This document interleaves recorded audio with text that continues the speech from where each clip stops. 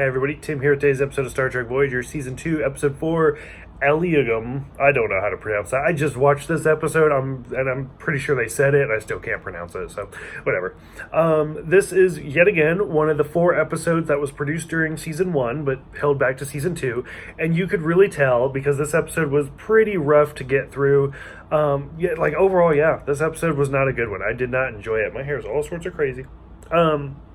So even just during the first scene where basically this episode is about Voyager going into a cloud, and the cloud ends up being filled with little creatures that are sexually attracted to Voyager. Because, I mean, for a lot of Star Trek episodes, there's the A storyline, the B storyline, and everything's kind of connected. Whereas this episode, it's all about the sex.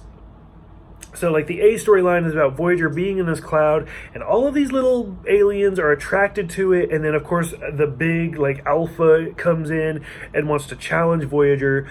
The second storyline is about Kes, because they're in this cloud, is being, forced into puberty early. But I mean, from the very beginning of this episode, Chakotay goes to get on the turbo lift and 2 people are making out. So all sorts of sex is going on in this episode.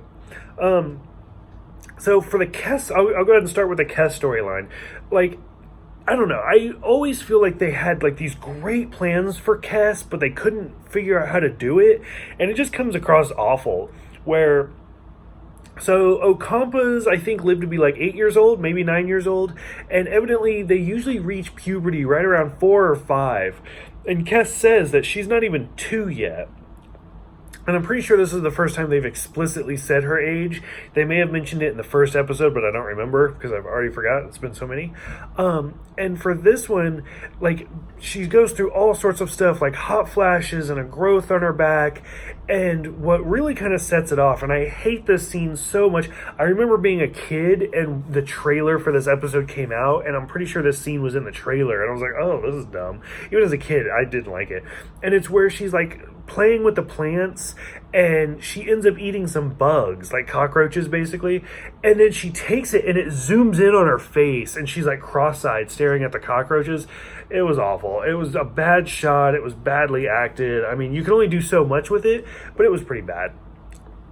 You can tell this is a season 1 episode by how forceful Neelix is, by being jealous about Paris and stuff like that. So I didn't really care for that. Overall, there's some interesting conversations where Tuvok talks about how he has 4 children. And I mean, he's mentioned previously how he's been married for 67 years or something. And of course, by the time we get to the end, she can only mate once in her life, and she wants it to be with Neelix, and Neelix doesn't want to do it. And then when he does want to do it, she doesn't want to do it. I mean, it just drags forever. During all of this, Voyager's trying to figure out how to get out of this cloud, because they can't go to warp speed because it'll kill them or whatever. So they have to figure out how to basically become the submissive one to the Alpha by rolling the ship, so Star Trek has always been really weird how everything is on a perfect axis. Anytime you see 2 starships, they're perfectly lined up. I mean, it's outer space. Things are going to be all sorts of weird. Rolling the ship's not going to do anything, okay? Realistically speaking, it's not. Them venting something to turn blue was kind of cool, but whatever. They get out, everybody lives happily ever after. But yeah, overall, I didn't like this episode. It's kind of noteworthy that we meet, I think she's an ensign, I already kind of forgot. We meet Wildman in this episode, Samantha Wildman, I believe, which was kind of cool. And at the end of the episode, she talks about how she's pregnant. I love Voyager as a kid, I love Voyager now, I've seen it before. She's pregnant with Naomi. Who we will see grow throughout the series, and I think that's kind of cool, especially knowing this is a season 1 episode, that they had already planned this, and especially as a kid who grew up with Voyager, I really liked Naomi as a kid, so I'm curious to see now how much, do I just find her annoying as a character, or do I still kind of enjoy her, because I basically watched Voyager, with her, I guess you could say. Something I didn't catch before that kind of frustrated me, I realized DS9 was doing its own thing, Voyager's doing its own thing, and there wasn't a lot of crossovers or anything like that or connections. But Wildman mentions how she had not planned on having a child, and even though her husband and her were trying, and now they're so far away, and she says, like, my husband's still on DS9.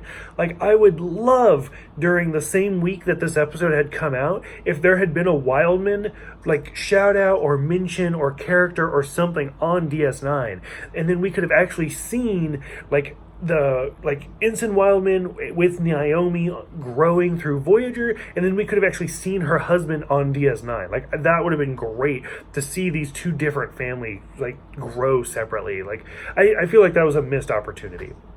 So, for those who have seen this one, what did you think about all of the sex? Like, what did you think about Kes and Neelix? What did you think about Voyager and the Giant Cloud? What do you guys think about Wildman and seeing Naomi grow up through the series and my idea with the DS9 connection?